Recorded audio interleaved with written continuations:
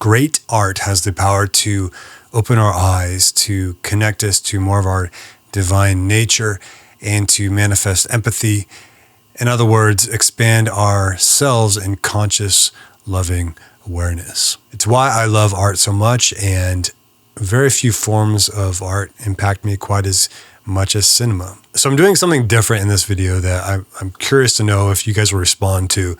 So please leave a comment if you actually like this video. I'm going to share 5 films that impacted me spiritually, and I think you as an artist, I would highly recommend you watch them to grow and expand your own spiritual capacities through watching this film, any of these films. So this is a very different kind of video than I've done before, and I'm actually thinking about doing more of them.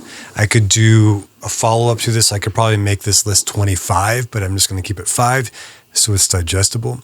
But this should be fun. Now go ahead, before I get going any further, subscribe to the channel, hit the like button, and let's get moving, because inevitably what happens whenever anybody makes any kind of list, someone gets really angry and offended and says, how dare you leave this one off the list? Or possibly in my filmmaker circles, people get really, I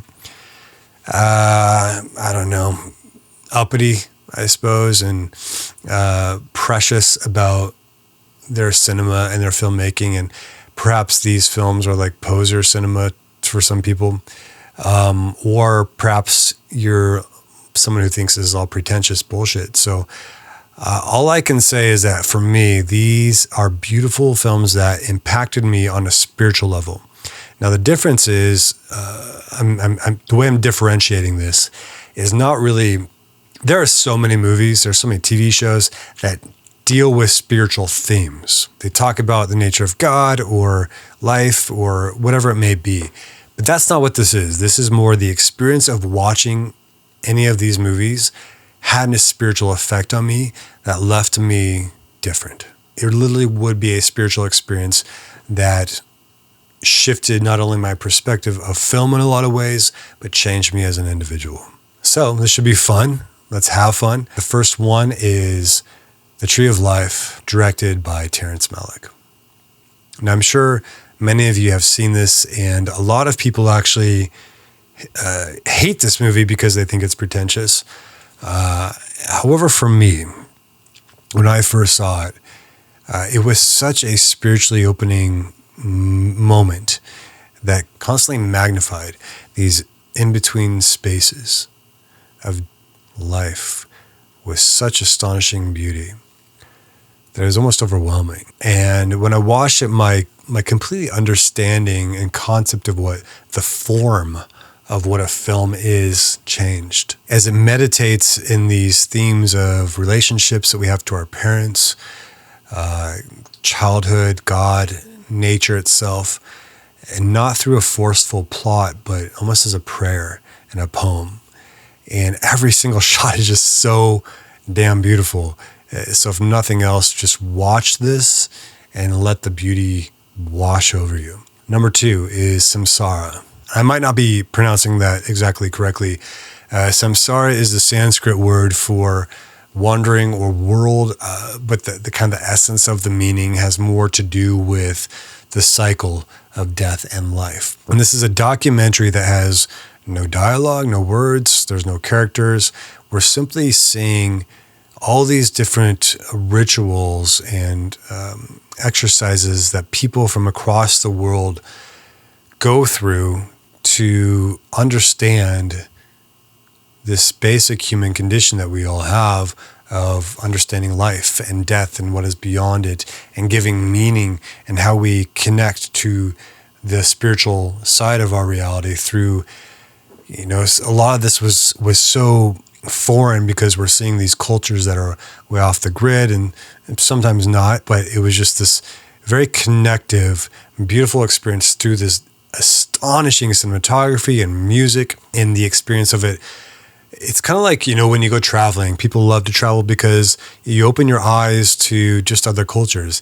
But this was kind of opening you up and inviting you in and sitting you into a process of a holy ceremony of a lot of these other cultures that you would never have the opportunity to witness in this lifetime.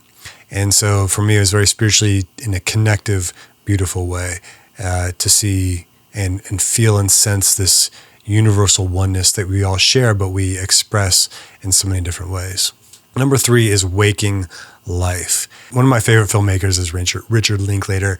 He's just so freaking good at sinking into life itself. And this one is kind of a meandering conversation that drifts from one to the next. And we're following this main character, this kid who's basically having these philosophical discussions with people about the nature of reality and our understanding of our minds and our spiritual selves. And some of these are kind of monologues, and it kind of just blends from one to the next. It's almost like you're having a drug trip in a sense, but also it's more lucid than that. It's this in-between state of, because of the animation, it's not just like listening into on a podcast or having a discussion with your friends about these themes, but the kind of experience of it through this really odd animation that he came up with. It's kind of this rotoscoping effect that by the end of it, the sort of thesis formulates for you within yourself that as you're experiencing watching this movie, you are also kind of realizing that your life itself is sort of this experience of watching a movie. And if so, what capacities do you have to shift and direct it and move it as though you are living in a waking dream? So it's funny, it's fun, it's deep, it's beautiful. Highly recommend Waking Life. 4th on this list is a little bit of a shift in tone. This is Eraserhead by David Lynch. And this is a very dark movie. I remember the first time I saw it, I think I was, 19, 20. And I was just like, what the fuck? So it might have that kind of effect on you if you've never seen it. It is the experience of having a nightmare. That's the best way to say it. Even though it's dark in tone, the reason why I think this is such a great movie for a spiritual awakening or to expand yourself spiritually is because it operates, as many David Lynch movies do, in this field that is more of, this Jungian field space of symbolism and a dream logic. Like when you have a dream, you might have a lot of dreams and they just come and go. They're no big deal. It's kind of weird.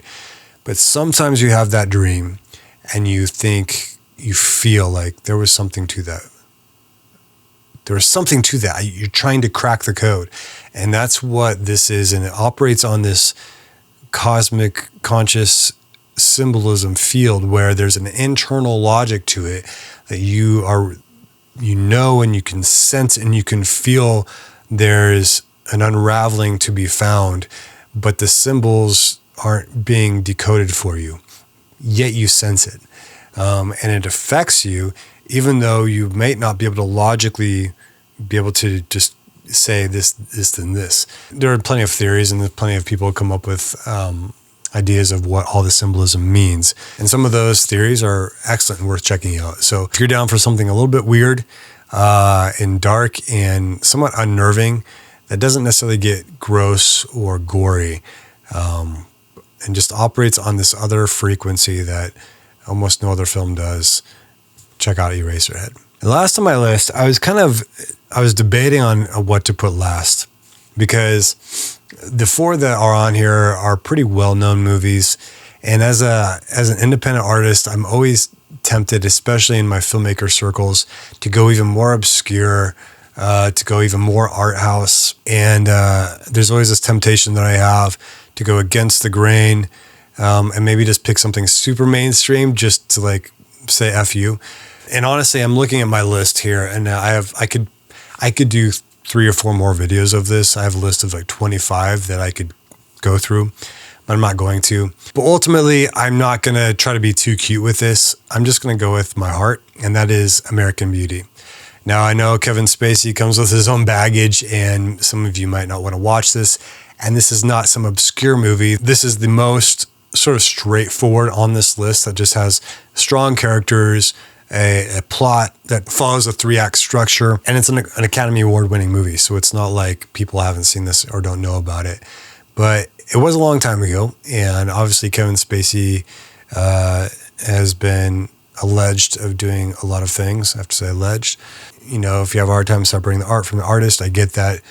But all I can speak to is that the effect that this movie had on me pretty much every time I watch it, it is as though certain spiritual eyes get opened whenever I watch this. And there are a lot of movies that actually poke holes in the facade of American consumerism, you know, the perfect families. There's so many movies, TV shows that do that.